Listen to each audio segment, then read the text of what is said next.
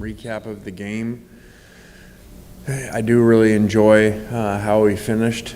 I'm very proud of them for that. That's not always been the case this year or over the years, even when we win games. We give them the ball back by not doing a very good job in 4-minute situations, including that team right there. That last time they were in the stadium, we had the ball with a chance to win. So that was really good to come out after the delay to stop them, when they're in 4-down situations, which is always hard. They made actually 2 4th downs during that drive, and we eventually stopped them and got the ball back and didn't give them the ball. So that was good.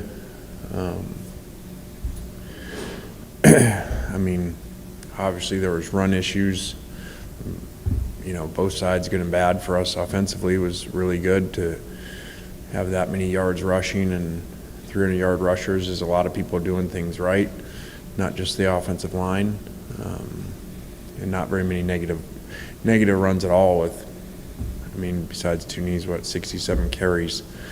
The other side, very, very poor job of giving up explosive runs. We've been pretty good at limiting explosive plays. We do plus-minus explosive, just like most people do turnovers. We're plus, 40, 46 or 44 or something on the year, which is a very important stat to winning. So we did not do that in the run game on defense. So we need to get better at that. But, it was a good win. Went home against a program we'd not won against in 6 years. It's always cool to break streaks and continue our home streak. I thought the crowd was really good. Obviously we lost some at the lightning delay, but prior to that, it was good and, created a lot of energy to start the game. And we went up 21-0, 17 minutes into the game or something.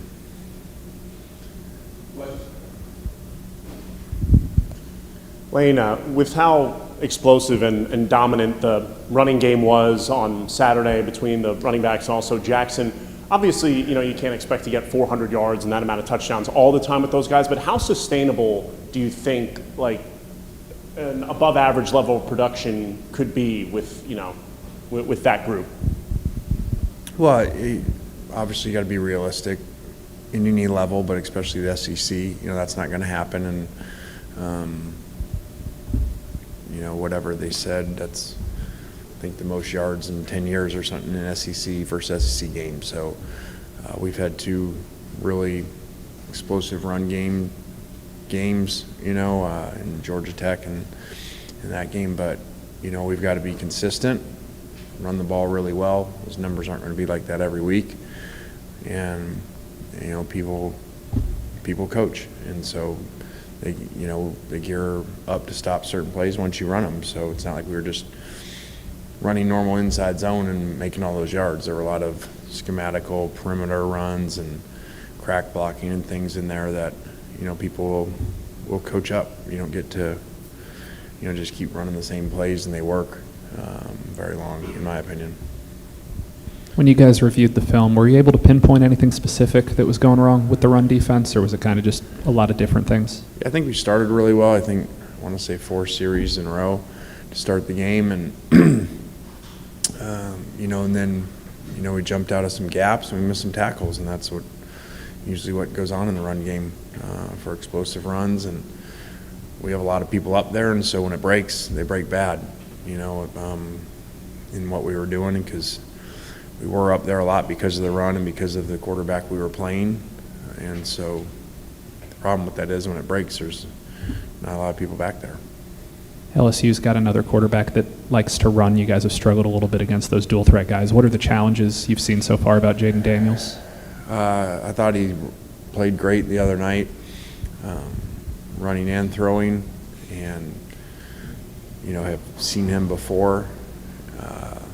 When he was transferring and stuff, just seeing him over time, and very explosive player. And then they seem to have got the receivers going and really were great on 3rd down and great in general, whenever they were throwing the ball. You guys have started redshirt freshman tackles the last few weeks. How would you kind of evaluate where those guys are at now? I think they've done really well. I think last week was a big test, for them. I guess that'd be their third start together, and to play against some really good players.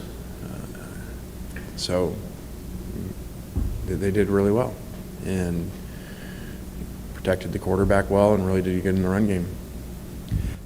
Through 3 SEC games, his first SEC games, how would you kind of evaluate Jackson at this point? Yeah, I think Jackson's done a really good job.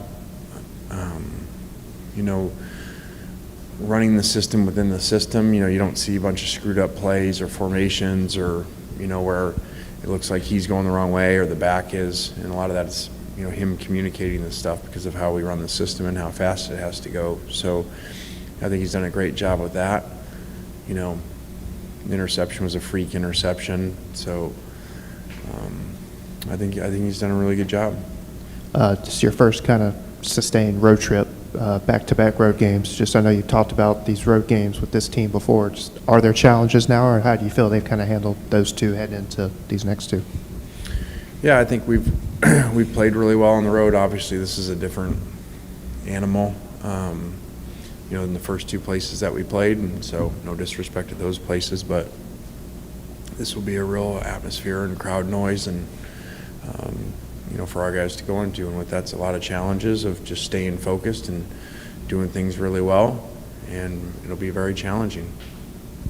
What are your memories of, or does anything stand out about your past matchups against Brian Kelly from those USC Notre Dame days? Not really. I mean, I think they won both times out in the Coliseum. We won when we went there to play. Both times our backup quarterback was playing when they won, but we had a chance in a goal line where we didn't make 4 plays in a row, and they won the game, and ended up going to the national championship. Along those lines, just kind of what are your past experiences in Tiger Stadium? Teams have gone there and kind of gotten out of their element a little bit when they've played there. How do you also kind of prevent that a little bit? I mean, we just got to stay focused and play each play and do your job. And, like you said, a lot of teams have performed not very well there. They've got a great winning record over the years there. Their crowd understands football and is into it as much as any place that you go. So played some really challenging games there. After going over the film, what would be your assessment of the tight end play on Saturday? I think Casey did a great job. He played a ton of snaps. I think he played 80 snaps or something, which is too much. But he's a competitor, warrior, had a big block on, the run that broke right before the lightning delay for the touchdown. And was very competitive and was a big part of the game plan, even though the statistics don't show it in catching. But as you saw, a lot of different types of blocks. Lane, we talk about how successful the running game has been with those two guys this year, and you talked about Jackson's progression through the last couple of weeks, and he's still relatively new. I mean, into his first year here, just getting that gig a few weeks ago. In the event that, the running game was really shut down, like based on whoever you play, if a defense really schemed up for to shut down the running game, how confident would you be in kind of letting Jackson cook back there and slinging it? Well, I think just 2 games ago that happened a little bit. We were struggling at Vanderbilt, with some run stunts up front and what they were doing, and Jackson threw for 450 yards or something. So we're very confident. Every game's independent. Every game plan is different every week, and I think we're a little unique that way, and you kind of never know what you're going to see when you play us. We don't just run a system. I'm not saying which way is bad or good. I'm just saying we change a lot, obviously year to year, but even week to week. So we just always try to give our players the best chance to win. And you sent out that tweet a couple nights ago of you in the Tennessee office, and it got a lot of buzz on Twitter. What was kind of the reasoning behind that? I don't know, I guess in here the other day I say I overthink things. Sometimes I underthink things. There was not a lot. A lot of times people just send me something, and it was the week of that game, and someone sent it kind of as a joke to me, whatever, so I just tweeted it. I was going to ask, how much of that game did you end up watching? Did you watch any Alabama-Tennessee? I did. I mean, I sent a tweet, as they were lining up for the field goal. And the guy did jump through to block it, so it was kind of eerie right there. But I did. I didn't, the beginning I didn't catch because we were finishing up here with recruiting and stuff. But, exciting game.